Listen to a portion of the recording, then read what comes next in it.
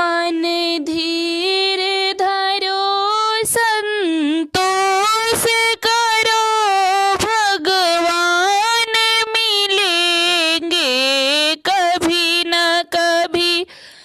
मन धीर धरो संतोष करो भगवान मिलेंगे कभी न कभी।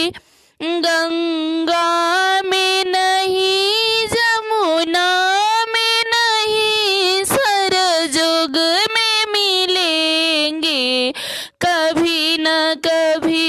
मन धीर धरो संतोष करो भगवान मिलेंगे कभी न कभी। गंगा में नहीं जमुना में नहीं सरजुग में मिलेंगे कभी न कभी।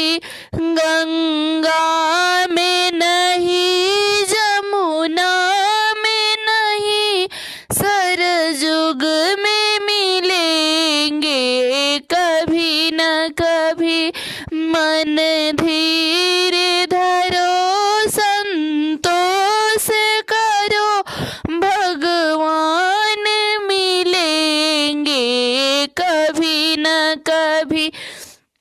तोसक पे नहीं तकिया पे नहीं मेरे गाँ पे मिलेंगे कभी न कभी।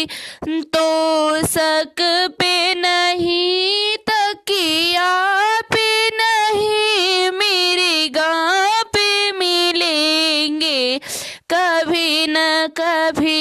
मन धीर धरो संतोष करो भगवान मिलेंगे कभी न कभी।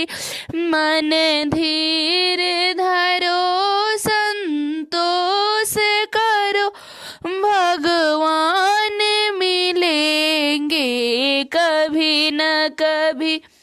बागों में नहीं बगीचा में नहीं सरजुग में मिलेंगे कभी न कभी।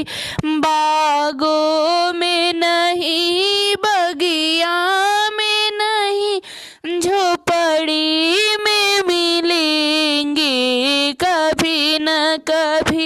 मन धीर धरो संतोष करो भगवान मिलेंगे कभी न कभी। सनेहिया सनेहिया सनेहिया नो कैसे नारद बाबा जोड़ानी। सनेहिया नो कैसे नारद बाबा जोड़ानी।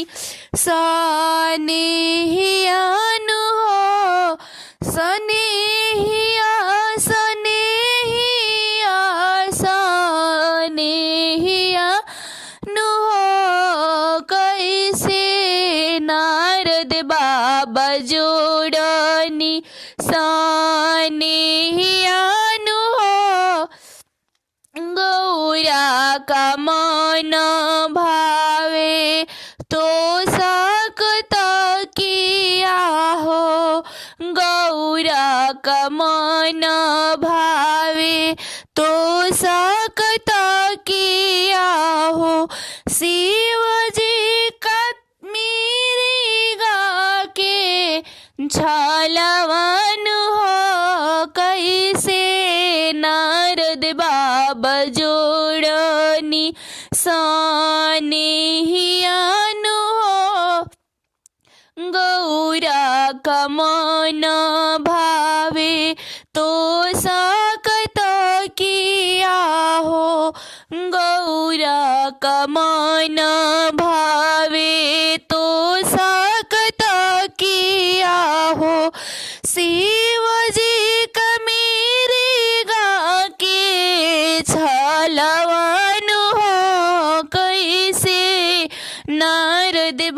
बाबा जोड़नी सानेहियानु